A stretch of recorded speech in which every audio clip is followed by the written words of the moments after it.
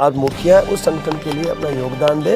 और जब देश हित और राष्ट्र हित की बात आए या व्यक्ति विशेष की हित की बात आए तो सब एक साथ मिलकर उस दिशा में काम करें। इस वक्त आप बहुजन मुक्ति पार्टी के मंच पर मौजूद हैं। बार बार ये दिखाने की कोशिश की जाती है कि बहुजन और क्षत्रिय साथ नहीं है, तो क्या मैसेज देना चाहेंगे आप पूरे समाज को? यदि बहुजन और क्षत्रिय साथ नहीं होते तो आज इतना बड़ा मंच राज शेखावत को नहीं मिलता, क्षत्रिय करणी सेना को नहीं मिलता, करणी सेना को नहीं मिलता, क्योंकि मैं क्षत्रियों को दूसरे ने दूसरे का खा लिया। ओबीसी का कोटा पूरा हो जाता तब ये कहा जाता है जब उनकी सीटें ही खाली हैं तो जो खाली हैं वो कौन नहीं भर रहा है? किसकी सरकार है?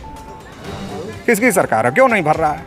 नहीं भर रहा तो वो दुश्मन है या जो सरकार में ही नहीं है वो दुश्मन है? अरे जो सरकार में नहीं है आपका भाई उसको आपको दुश्मन मान रहे हो, और जो सरकार में है जो आपका लागू नहीं कर रहा है, लागू नहीं होने दे रहा, वो आपको उकसा रहा, झगड़ा लगा रहा। देखिए वाल्मीकि को भी मिलना चाहिए, सबको मिलना चाहिए, हम इसके खिलाफ नहीं।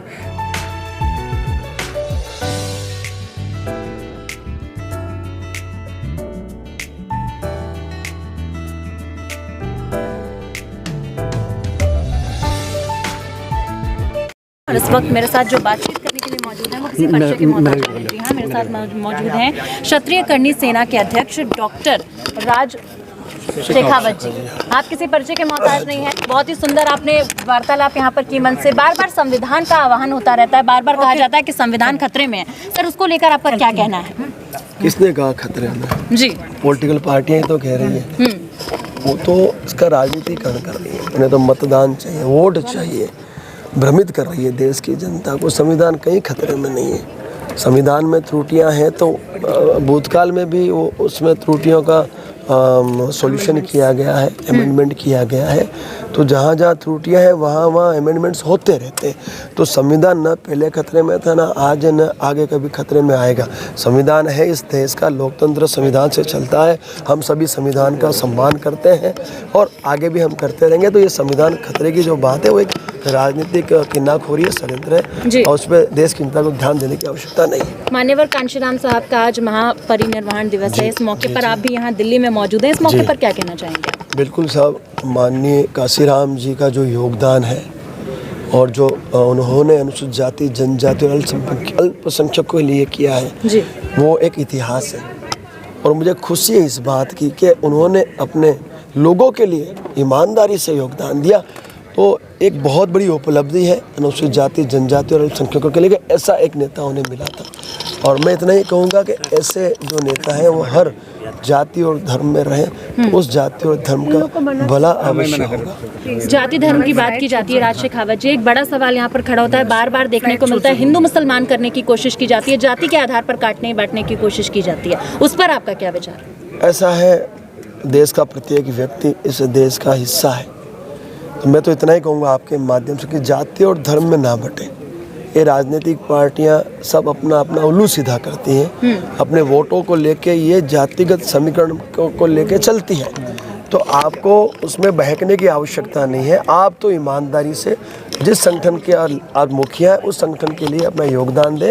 और जब देश हित और राष्ट्र हित की बात आए या व्यक्ति विशेष की हित की बात आए तो सब एक साथ मिलकर उस दिशा में काम करें। इस वक्त आप बहुजन मुक्ति पार्टी के मंच पर मौजूद हैं। बार बार ये दिखाने की कोशिश की जाती है कि बहुजन और क्षत्रिय साथ नहीं है, तो क्या मैसेज देना चाहेंगे आप पूरे समाज को? यदि बहुजन और क्षत्रिय साथ नहीं होते तो आज इतना बड़ा मंच राज शेखावत को नहीं मिलता, क्षत्रिय करणी सेना को नहीं मिलता, करणी सेना को नहीं मिलता, क्योंकि मैं क्षत्रियों को रिप्रेजेंट कर रहा हूँ। तो आप समझिए ये सब राजनीतिक षड्यंत्र का एक है ना, राजनीतिक षड्यंत्र का एक हिस्सा है। खाई पैदा करने की कोशिश की गई, बट हम वो खाई खत्म करने की बिल्कुल कगार पे हैं।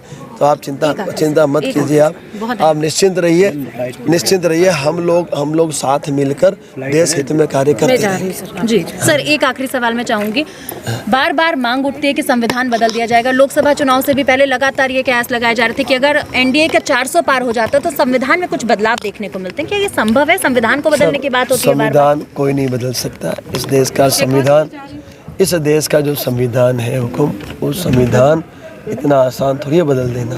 140 करोड़ जनता इस देश में है। तो आप निश्चिंत रहिए हुकुम, किसी भी कीमत में संविधान को नहीं बदलने दिया जाएगा। फिर चाहे वो कोई पार्टी हो, चाहे कोई व्यक्ति विशेष हो, उसे जवाब जनता दे देगी। सर, आपकी अंगूठियों पे मैंने गौर किया, सत्यमेव जयते की अंगूठी आपने पहनी हुई है, साथ ही आपके हाथ पे भी ये टैटू है। क्या मैसेज देना चाहेंगे आप जनता सर इतना ही कहूँगा, देश सर्वोपरि है, राष्ट्र सर्वोपरि है, राष्ट्र बढ़ के कुछ भी नहीं है, सब मिलकर राष्ट्र के लिए अपना योगदान दें। राष्ट्र के लिए योगदान आप लोग कैसे देने वाले हैं? क्षत्रिय करनी सेना कैसे योगदान देने सब वाली है? इतिहास गवाह है, हम दे चुके हैं और आगे भी जहाँ आवश्यकता पड़ेगी हम लोग हमारी पूरी शक्ति के साथ जिसको जिस भाषा में जवाब चाहिए उस भाषा में जवाब देते हुए देश और राष्ट्र के लिए अपना योगदान देते किस हैं। आप भाषा का जिक्र कर रहे हैं सर? अभी आपने मंच से भी कहा था कि शस्त्र भी उठाने पड़े तो उठाएंगे। क्या आपत्ति है? क्या आपत्ति है? जब आवश्यकता पड़े, जब ऐसा लगे कि भाई यहाँ पे शस्त्र ही अपना एक प्रावधान है तो बिल्कुल उठाया जाएगा। संविधान अपना कार्य करे, हम अपना कार्य करें। मतलब संविधान बदलने नहीं देंगे चाहे कुछ भी हो जाए? संविधान क्यों बदलने देंगे? हाँ। ये देश संविधान पे चलता है, कैसे बदल जाएगा संविधान? बिल्कुल बिल्कुल देश संविधान पे चलता है। नमस्कार, मैं काव्य बोध और आप देखना शुरू कर चुके हैं नागवंशी टीवी। इस वक्त हमारे अरे उनको चलाने दो ना, तुम क्यों चला रहे हो? भाई मेरे साथ क्या होगा? चालू है वो, बार बार बंद करके चलिए मैं डायरेक्ट बोलती हूँ। सर, वर्तमान स्थिति इतनी खराब है, जब से सुप्रीम कोर्ट का फैसला आया तब से देखा जा रहा है कि वाल्मीकि समाज बार बार जाटव चमार ही करता हुआ नजर आ रहा है कि सारा आरक्षण जो जाटव चमारों ने खाया है। ये आरएसएस बीजेपी के द्वारा झगड़ा लगाने का कार्यक्रम लगातार किया जा रहा है। जैसे उत्तर प्रदेश में यादव गैर यादव का मामला बार बार चलाया जाता है, ओबीसी के अंदर अगर बात करें तो फिर उसी प्रकार से हरियाणा में जाट गैर जाट का मामला बीजेपी के द्वारा ही खड़ा किया गया है। इसी प्रकार से शेड्यूल कास्ट में जाटों गैर जाटों का मामला, चमार गैर चमार का मामला चलाया जा रहा है। तो ये बात पूरे समाज को समझने की ज़रूरत है, बहुजन समाज को समझने की ज़रूरत है कि जिन लोगों के बाप दादा पुरखों ने इस देश में जाति व्यवस्था बनाई, वर्ण व्यवस्था बनाई, छुआछूत बनाया, ऊंच नीच बनाया, और आज भी जो लोग हमारे कॉन्स्टिट्यूशनल राइट होने के बावजूद भी हमारे साथ इंसाफ करने के लिए तैयार नहीं हैं, अगर वो हमको किसी मुद्दे पर उकसा रहे हैं तो इससे हमको समझना चाहिए कि फ़ायदा हमारा नहीं है, हमारा नुकसान ज़्यादा है, और ये बात समझाने की ज़रूरत है। और ये समझाने का काम जो बहुजन समाज के समझदार लोग हैं उनको आगे आकर के करने की ज़रूरत है, ताकि जो आरएसएस बीजेपी के द्वारा बंटवारे में हमारा कोई फ़ायदा नहीं है, हमारा फ़ायदा एकजुट होकर के लड़ने में है।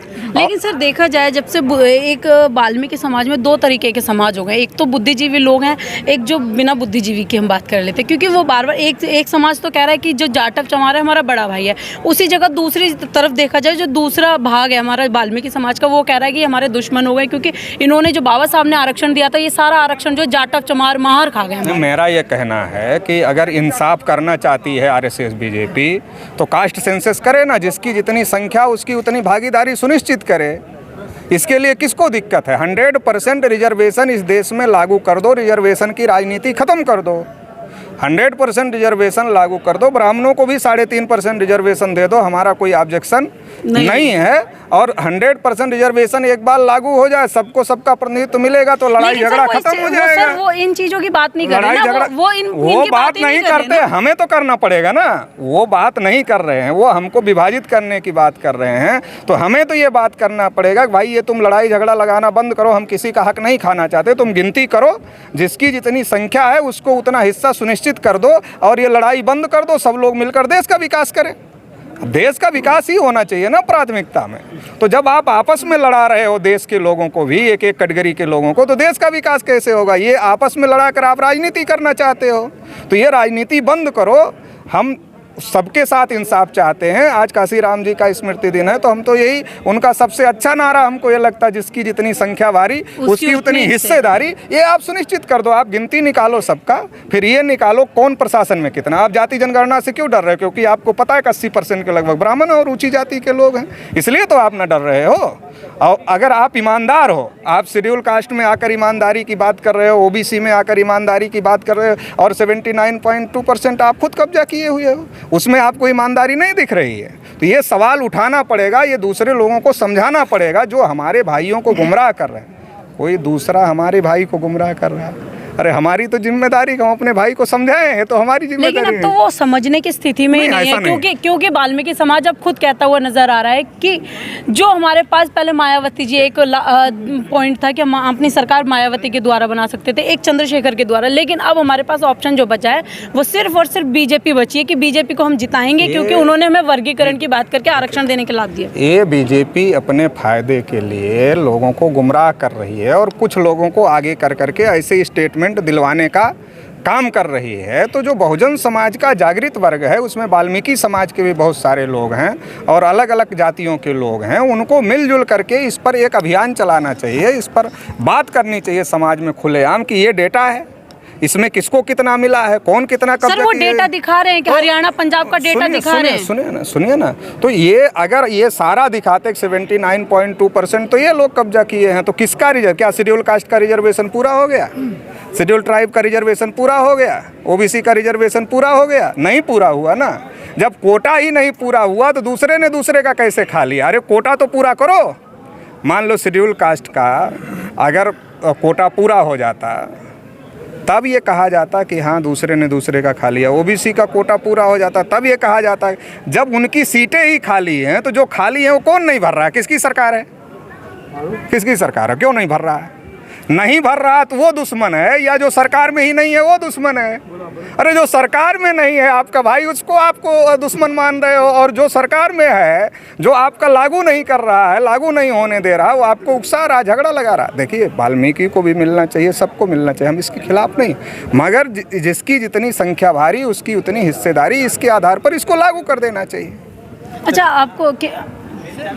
आपको क्या लगता है कि जैसे कोटे की बात करी थी, उसके बाद क्रीमी लेयर की भी बात की गई? देखिए क्रीमी लेयर का जो मुद्दा है ये बहुत गंभीर मुद्दा है। ओबीसी को क्रीमी लेयर लगा 92 में, आज तक 6% 7% ही ओबीसी, इससे ज़्यादा भरा नहीं गया।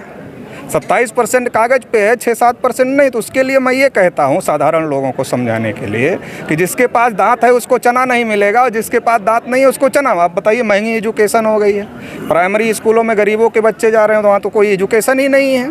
तो जो क्रीमी लेयर का मतलब वो तो क्रीमी लेयर है नहीं, उसको फर्जी नाम दे दिया एक तो क्रीमी लेयर का। अरे कोई आदमी नौकरी पा गया पहली जनरेशन में, दूसरी जनरेशन में, तो क्रीमी लेयर थोड़ी ही हो गया। तो वो क्रीमी लेयर एक तो है नहीं, लेकिन आप उसको क्रीमी लेयर का नाम दे रहे हो। तो आज की महंगी एजुकेशन में उसी की हैसियत है को अपने बच्चे को अच्छी एजुकेशन दिला सकता है। अच्छी एजुकेशन दिला पाएगा तब तो मेरिट में जाएगा, तब तो क्वालिफाई कर पाएगा एग्जामिनेशन। जब एग्जामिनेशन क्वालिफाई करेगा तब तो बनेगा डॉक्टर, इंजीनियर, प्रोफेसर, आईएएस। लेकिन वो तो जो बनने लायक है, पढ़ाने लायक है, उसको आप छांट दे रहे हो क्रीमी लेयर से, और जो नहीं बनने लायक है वो तो ऐसे ही गायब हो गया क्योंकि वो पढ़ाने की स्थिति में नहीं। महंगी एजुकेशन में आप फ्री एजुकेशन, समान शिक्षा और अनिवार्य शिक्षा, मुफ्त शिक्षा लागू करो, फिर आप थोड़ी बात करो दूसरी बातों की। तो आप तो ये कर नहीं रहे हो, आप तो इसको ख़त्म कर दे रहे हो। तो जब आप सारी चीज़ें ख़त्म कर रहे हो तो ओबीसी को क्रीमी लेयर का फ़ायदा नहीं हो। वीडियो कैसी लगी आप अपने कमेंट्स के माध्यम से हमें बता सकते हैं और चैनल को लाइक, शेयर और सब्सक्राइब जरूर करें। धन्यवाद।